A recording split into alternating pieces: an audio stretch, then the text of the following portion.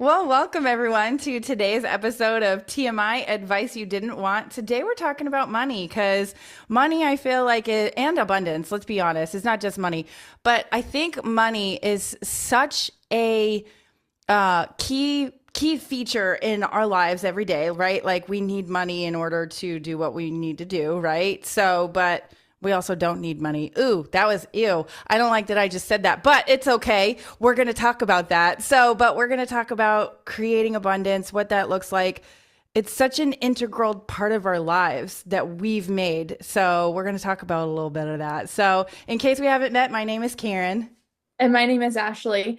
And I'm already going on a tangent because of what you just said. Yeah, I know. Because after I said it, I immediately was like, ew, I hate that I just said that. And then I was like, I'm not going to say anything about it. And then I was like, no, I'm going to point out the fact that we need money. Like, what the fuck? Like, that's not what I mean. And like I know what you mean in the sense that like our world so much Revolves. revolves around money. But that's the cool thing about when you build yourself as like an individual and as a person, like you become the asset, you become the money. Um, Absolutely.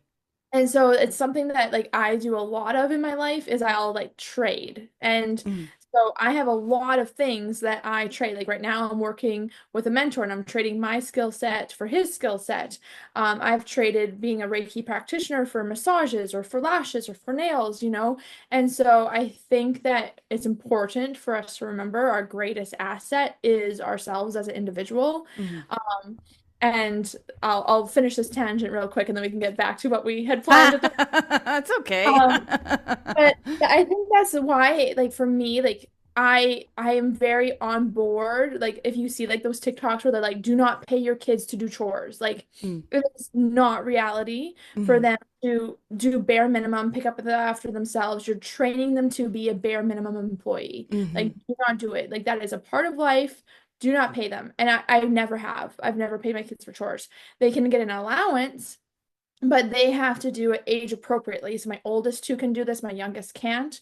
So my older two, if they want money, they have to read a personal development book. So like Yeah. my son's reading The Law of Success, and my daughter right now is reading Untethered Soul, I believe it's called. And they have to write a summary on it. So then I read their summary, and if it is like, oh yeah, that makes sense, and it was like I read that chapter, then that's sufficient, and that's how the allowance. Mhm. Because I am such a big believer, not only in the whole like you're teaching your kids to do bare minimum activity Right. and be an employee, but I'm a huge believer that I want to set my kids up to have the easiest adulthood because adulthood is not easy. And then when you're going through like traumas and don't have tools, it fucking sucks.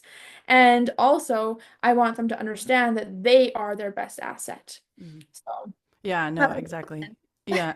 Yeah. Well, I mean, I started it with my poor choice of words, but it's okay.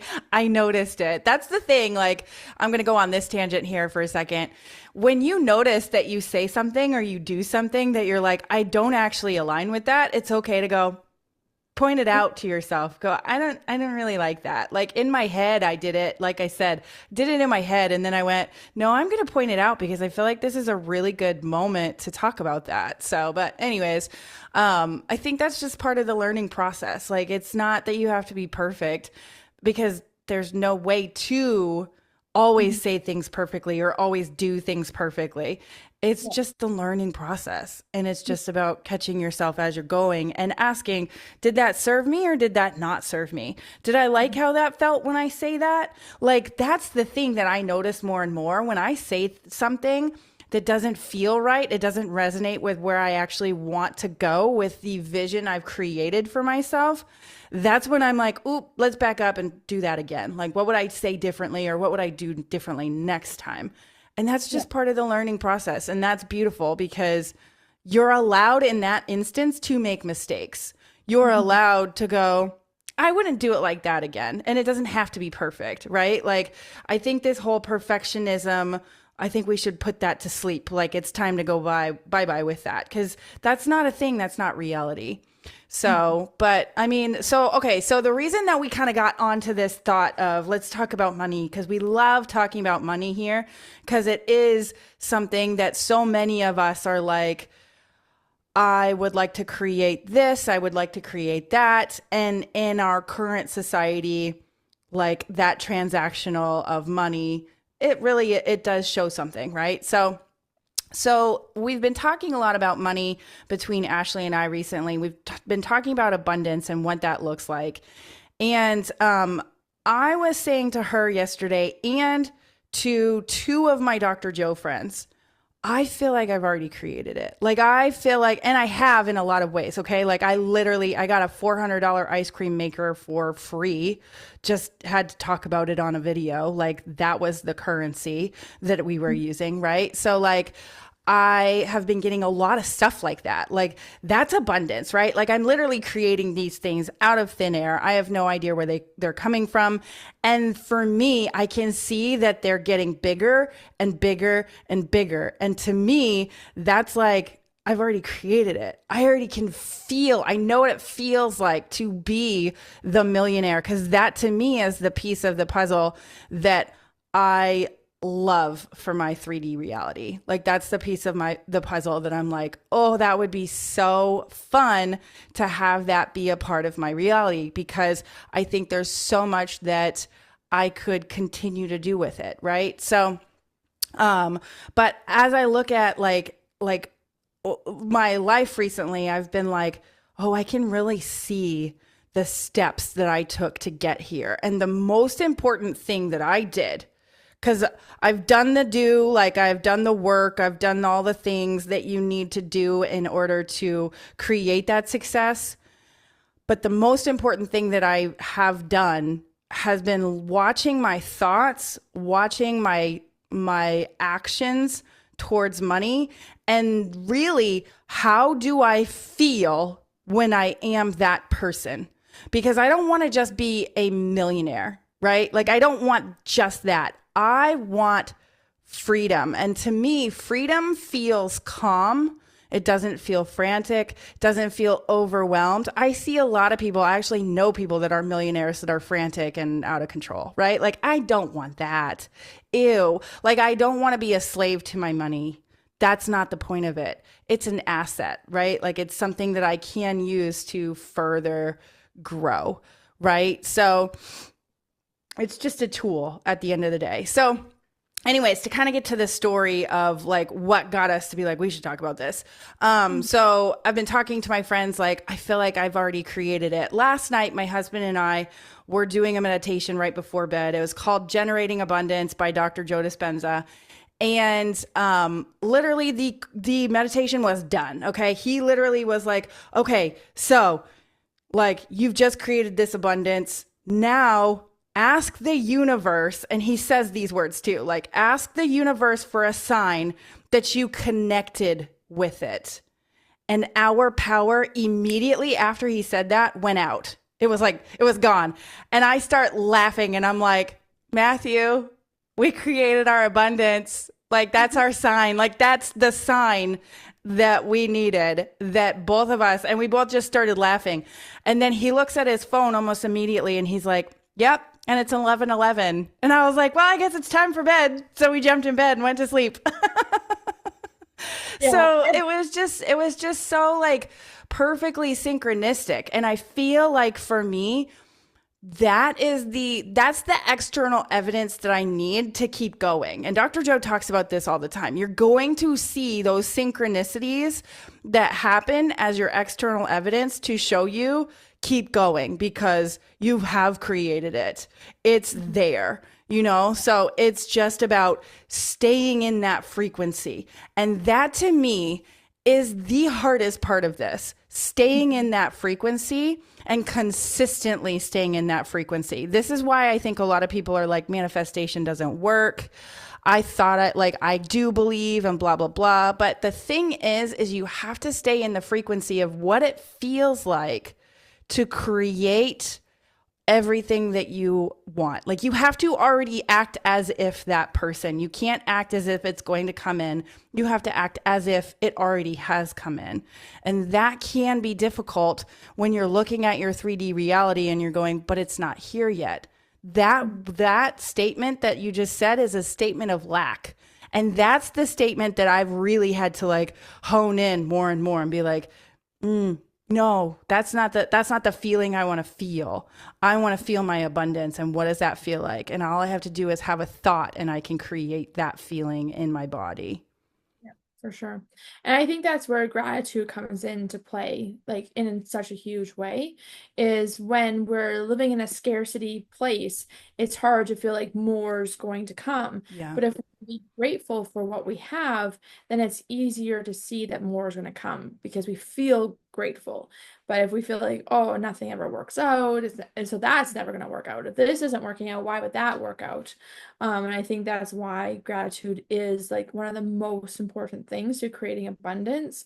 It's that like push and pull of like not ever being like satisfied where we are, like always wanting to grow and achieve more and pursue more, learn more, like whether that's more peace or more money or more love or more happiness, it doesn't fucking matter. Like Mm-mm.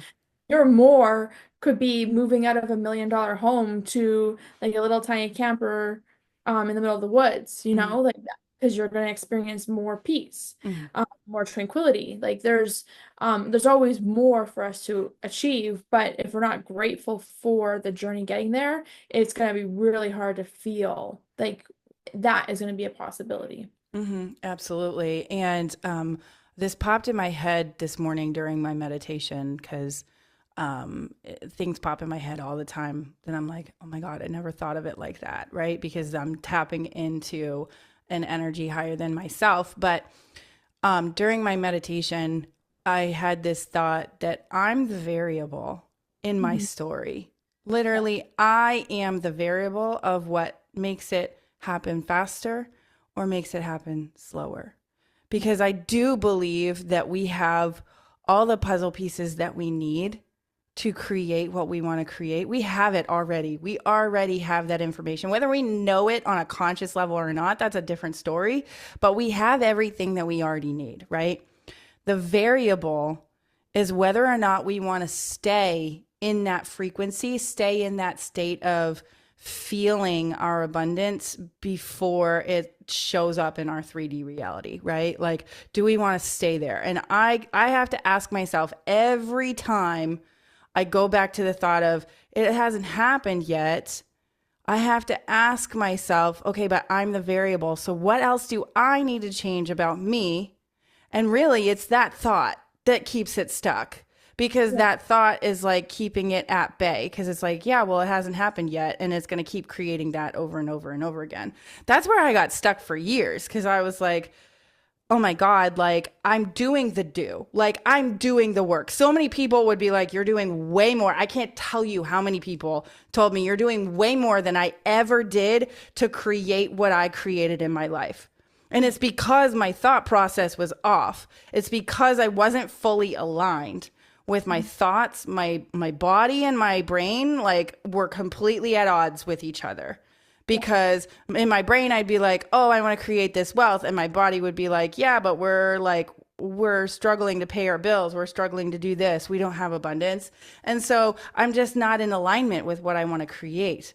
And Yeah. so the thing that happens is that when you create that sweet spot of the alignment, you can tell, you can feel it. Mhm. And it's that consistency of keeping it that way Yeah. that literally it's impossible for you to not create what it is that you've set out to create if Yeah. you keep in that frequency. It's impossible. Mhm. So, I mean, and we were talking about the whole concept of time before this too. How does time play a factor? I mean, I do feel like this is such a mind fuck because time's not really a thing. Like, if we're in the quantum, and I have literally experienced the quantum, the source, all of that when I'm meditating, when we're there, it's already happened because you just are. Like, there is nothing else. You just are. You've already created it. So when we come out to this 3D reality and we look around and we're like, things run on a time schedule, it's like I don't know. It's so hard for me to explain this because I still have to wrap my head around this. It's like we have to keep staying there for a period of time in order to create, right? Because in this reality, we're working by those Newtonian laws, right? And the Newtonian laws are like things like gravity and like the like physical objects and that kind of thing, right? So it's just it's a mind frame that about changing that too, where it's like, no, but it's already happened. And the longer that you stay in the no, it's already happened, it gets faster and faster and faster until like literally you just wake up and you're like, oh my God, things happen instantly. And I've literally had things happen instantly. Like that meditation last night is a perfect example of things happening instantly. Because I've had meditations like that where it's like, I'll see something later that I'm like, ooh, I wonder if that's my sign. I feel like it is. I didn't have to ask that last night. I just started laughing immediately because I was like, well, we just created our abundance.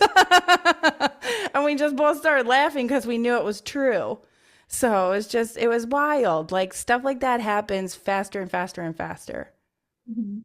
And I think that that's the really cool thing is like because we are in that 3D world, and this is kind of what we are talking about on the weekend, timing is a factor. And it doesn't have to be like as you said, Right. like you can start tapping in to it and it can start like just immediately manifesting. And so we were talking about how there's kind of three and a half, four ways that money works on the weekend. And so one of Mm-hmm. them is that like there's like the whole like secret idea like believe it and you'll achieve it, what you focus on grows, like all that kind of stuff.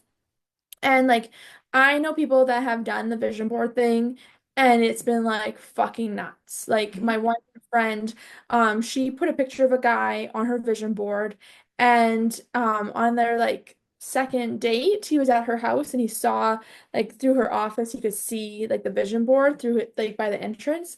And he's like, "What is that?" And like was like extremely creeped out because he thought she had a picture of him That's on her crazy. wall. Yeah, that's And she's crazy. like, "Well, I guess that's you." And he's like, "What do you mean you guess?" And she's like, "Well, it's not you, but that was someone that I have had on my vision board for the last couple of months to manifest." And he like went closer and he's like, "That like I would think that was me. Like 100% I would think that That's was me." so weird. And so like it's really cool like things like that I've heard happen, and if you watch The Secret you've heard other people's stories about how that happens. And so there's that aspect. But I was saying to Karen on the weekend that it seems like there's something missing. Like I'm the conspiracy theorist of like I believe that the elite are trying to keep the average person from being able to do what they do. And so if The Secret went as public as it did, like there's something missing because the elite wouldn't have allowed it to, without a bigger fight, become like a New York Times bestseller and all the things. And so there's something more to it. And that I don't personally know because I don't manifest like this, you know, like I can manifest things that are really cool and really great, but I'm not manifesting like this. And so I feel like there's something missing. And I honestly don't know what that is. Okay. Okay. So remember I said that like we are the variable.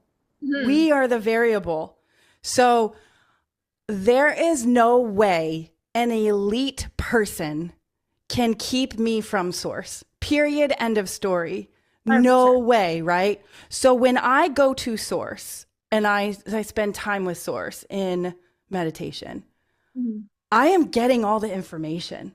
Mhm. Like the Akashic records, I don't care what you want to call it, all the information. Wow, am I getting chills? My entire body, the entire information is at my fingertips. It's up to me to decide if I want to use it. I'm Yeah. the variable. I'm the variable that keeps me stuck, that says, oh, I don't know how to use that. Or that's so much information. How do I get through it? Or whatever we tell ourselves. I'm not good enough. I'm not able to. Whatever it is that we tell ourselves over and over again. I have it too, right? Like, I mean, I got things that I will look at and be like, ooh, I just limited myself hardcore with that. Mhm. I don't think it's possible for us to be separated because of an elite figure holding back information. Now, if we weren't connected to source and that we weren't realizing who we are, that we are part of that, that we are connected to God, source, the universe. If we're not connected to that, then yes, an elite, a person could keep me from that information because I wouldn't realize what I was missing, right? Like to me, yeah, that makes sense. But just because I haven't read something on a book doesn't mean I can't go into a meditation and be like, holy shit, I just learned how to do XYZ.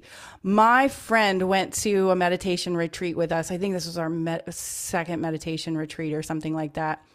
And she said during one of her meditations, she's like, it was the craziest shit ever. She was like, I know. And she's like, I can't explain it to you in words, but I know how the tree grows. I know how the earth spins. I know all these things that it's like, why would you know that? Right? Like, why would you know the intricacies of that? And she was like, there are no words to it, but I just know it. Mm-hmm. And somebody can't write that down and teach you with verbal words, right? Like, I do think that there's so much that we miss by just talking to each other in words because the intentions are missed, right? Like, yeah, I mean, I don't know. Like there, for me, that's the piece of the conspiracy theory stuff that is like, yeah, but nobody can keep me from that information. Nobody can keep me from it because I have access to it already. It's already inside of me because I can connect with source, with universe that knows how to do that. Now, for somebody that doesn't know how to still and quiet and just be, I can understand that being like, why the fuck are they keeping this from us? Why aren't they letting people know that manifestation is really real, right? For some of it at this point, I do believe that we've gone on for so long as a culture that manifestation isn't really acceptable, right? So if somebody came out and was like, oh yeah, manifestation, you look like a crazy person, right? Like they made Jim Carrey look like he was nuts, right? And he literally, like, he's like, I created XYZ, right? Like you can see what he created, but they're going, oh no, he's crazy. This manifestation thing doesn't work, right? So I think that's what it comes down to. We are the variable in our own story and that we create the limit. Not that we don't have access to the information, that we can't know the information, but we're the limit in our own story, which is so fucking wild because it always comes back to us at the end of the day. Like that's what's really humbling about looking at life like this is everything always comes back to us and how am I limiting myself? And this is so hard because I literally will like daily be like, oh, damn, that's something new to work on. So it's a process. Well, and it's interesting that you made that comment about like speaking. I truly believe that telepathy is a thing. I think it's a Yeah. thing of the past and I think it's a thing of the future. And I believe that will unlock a lot. And I agree with you, but I do think there's so many people that are not awake. Hmm. And The Secret did wake up a lot of people. Hmm. And I think the elite don't want us to be woken up. Yeah, I would That's agree a with that as powerful a way. whole. Yeah. And I do believe all of us have a connection to infinite intelligence. And I watched my partner go through it because like he wants to believe it, but he's Hmm. has so much trauma that his mind can't quite get there. You know, Hmm. like he wakes up and then he's not awake kind of thing is this weird back and forth. Like Yeah. if we ever are out with friends or with my family and the conversations come up, he speaks as if he knows it's true, but Mm. behind closed doors, he still very much struggles Doubts. with Yeah. his head around it. Hmm. Um, and so, and that's just a trauma thing. Like he Hmm. has a lot of trauma. Um, and so that's really what it comes down to, like exactly what you said, like we are the variable. Hmm. And when we're not awake to be connected to infinite intelligence, we're fucked. And Yeah, I think exactly. where the elite have that one up, that's their normal. Like it Hmm. would be like talking English is our normal. Like talking French to someone that's French speaking is their normal. And so they just run by that, whereas we would have to learn French, Hmm. right? And so that's the difference. And sometimes you hear someone talking gibberish and you're like, is that even a language? Like it sounds so like gibberish. And Mhm. so then you have to actually believe it's a language. And thankfully we're taught that there are different languages. But if you weren't, you'd be like, what? That person's like mentally not okay. Mhm. And so, and then it comes down to like the whole like trust factor. And I know both of us, I don't even know how long ago this was, but we were working with our mentor and we were talking about working with our team. And I remember us having the conversation of how do we know if it's our team, infinite intelligence, or ourselves doing it? And we were really struggling with that idea of like, my team's talking to me, and that's not actually my inner voice, that's my team, and like being able to separate the two. And I remember me and you having lots and lots of conversations about that, and I feel like now that's not an issue. Mm-mm. We've learned to trust ourselves and we've learned to not get in our own way. And we've also had the muscle memory of doing it over and over again. And so it's interesting in that way too, because that's where we are the variable of Mhm. overthinking, of not trusting ourselves, of not knowing. And when you don't know something and you're introduced to something that's like crazy, it's really hard to be like, oh yeah, this is legitimate, not just a crazy thought. And that's where like being connected to infinite intelligence is fucking crazy. Yeah. So yeah, there's a lot of aspects there that play a role into it. And like for me, that's where like finances are not the end all be all, but let's be honest, it's more fun. It's easier. Like everything changes. And so like that's why it's such a big conversation. Mhm. Um, it's really easy to feel trapped or lost or Yeah. like not trust yourself when you don't have the money there. And two, like to continue the thought, like it's also easy to, when you have the money, to feel trapped in some ways too, right? Because now you feel trapped in feeling like, well, I made money this way, but I didn't really like how I did it. So now I feel trapped though. I have a friend, they're in a business together. There's five of them in a business together.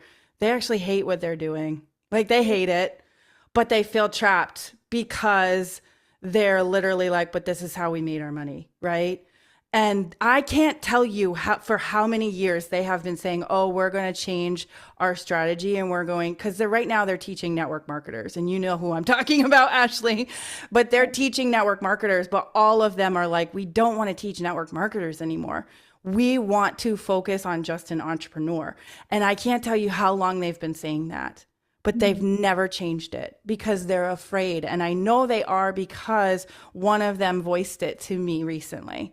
She Yeah. was like, we are afraid to Yeah. change because we have to, in a sense, start over. So you can have the money because they're a multimillionaire company. Like they're a big company.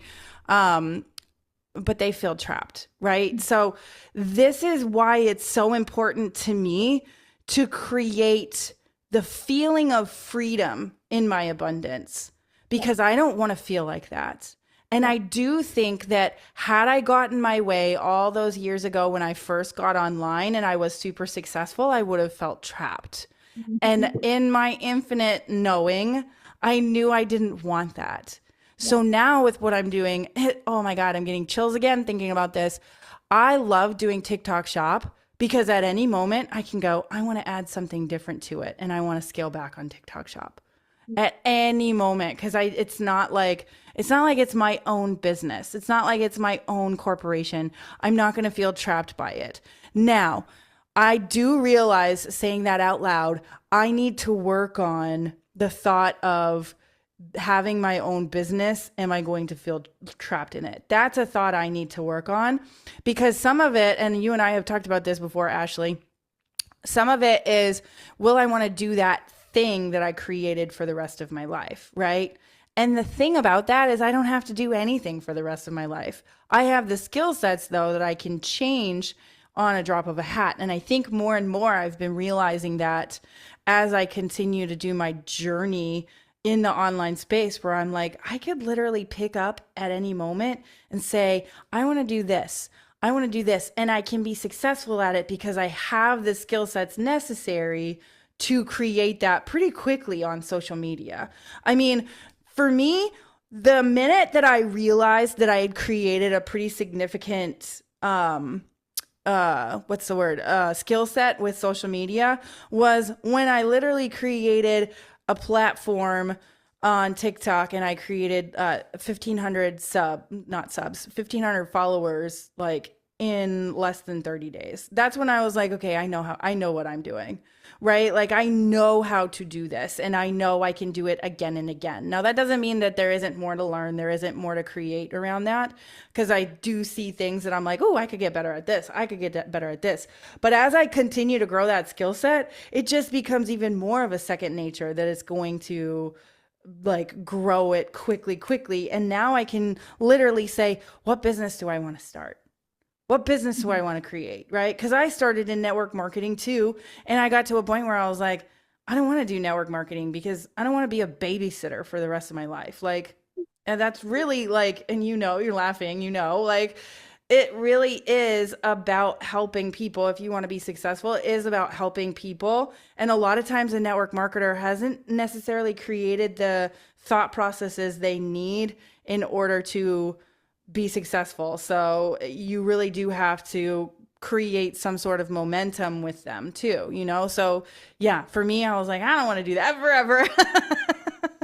So, Yeah, and I completely agree with you. Like, if I had achieved the goal that I wanted to achieve in network marketing, I would have felt completely trapped. mhm, And I was pushed out. Like mhm, um I was and I wasn't, but I was pushed out and I willingly went. mm, And had that not have happened and I had reached my goal, I would have felt so responsible. Because even to this yeah, day, like, I I was still, actually like because I still am a network marketer. I mhm, still do have people that order for me. I still do have a paycheck. But I'm not in the same company or the same level as I was. And I had a girlfriend order from me over the last couple of days. And I was thinking about her today, this morning, being like, oh, I should really reach out to her. She's still ordering from me. She was on my team in that first company, moved into a leadership position. She moved with me into my second company, moved into a leadership position. And then when I moved to a third company, she didn't follow, but she's a mhm, customer. And I'm like, I mhm, really should reach out to her and check in with her. And part of it is because I genuinely care about her, mhm. and part of it is because I feel guilty. Yeah, yeah, She's followed me, and I feel guilty about the fact that she didn't get what she wanted at the end of the day, but neither did I. And I'm good with it, so she probably is too. But like, there's that responsibility when you are in that leadership position. And had I reached that top 2% of the top 2%, my goal was to be the youngest person to hit that level. Had I done that, had my accident not completely derailed that, I would have had probably 10,000 people below me. I had 3,000 when my accident happened, so I think to have hit that level, it would have been around 10. I would have felt so responsible for those people. mhm, I don't think I ever would have left. And even in that moment before my accident, I was like, there's something missing here, and I do not like it. And this doesn't feel right, and I need to do it differently because I'm not happy. mhm, And then my accident happened and everything mm, moved on its own. But yeah, if it had happened, I think I would have put on a fake smile for the rest of my life and had little side things, which never could have been what they could have been. And it would have been completely different. And the opportunities that I have now, um, are opening up things that are just like far beyond what I could have imagined, mhm, and a lot more in line with where I see my potential going. mhm, And I am a firm believer that it's just a matter of unlocking that last door. Like when I hear people saying they make $300,000 in a month on TikTok, I'm like, mhm, that will be me. I don't know when, I don't know how, but that will be me. mhm. And and that's where it's just following that process and creating myself as an asset. Yeah, no, absolutely. And like being okay with the process. This is the hardest thing Mhm. because at the time, it didn't feel good. Like my story is really similar to yours, Ashley. Um, at the time, it didn't feel good to feel pushed out of a network marketing company and start something completely new. It didn't feel good, but I wouldn't change a goddamn thing. And Yep. I can look at my entire story and say the exact same thing about it. Like, Mhm. that's so huge. I would take all the shit and do it all over again. So that's what reminds me, like, anytime I feel like I'm in the shit, I'm like, Mhm. well, how is this going to reflect later? How is this going to look later? Like, what later on, I'm going to have the hindsight, I'm going to have the foresight of knowing the reason, oh, that didn't work out because I needed to do this or I needed to learn Yep. this. It's not about the success. This is what's so hard.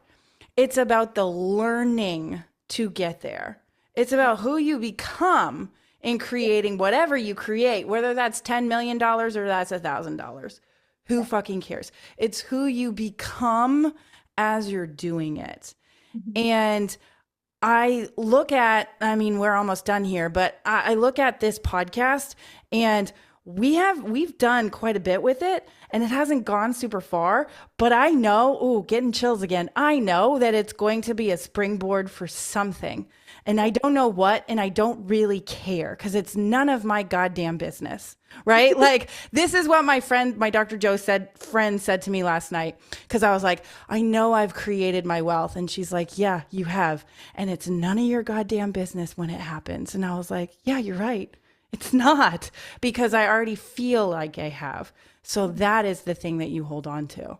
So, anyways, it's good stuff. I mean, I feel like we could talk about that one forever.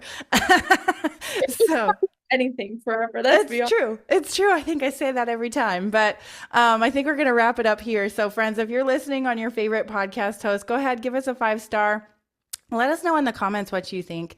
And if you're listening on YouTube, go ahead, give us a like, give us a subscribe. Let us know in the comments what your thoughts are also. But with that, we will see everyone next time on TMI Advice You Didn't Want. Thanks so much for watching. Click on one of the videos below to continue hanging out with us and don't forget to subscribe.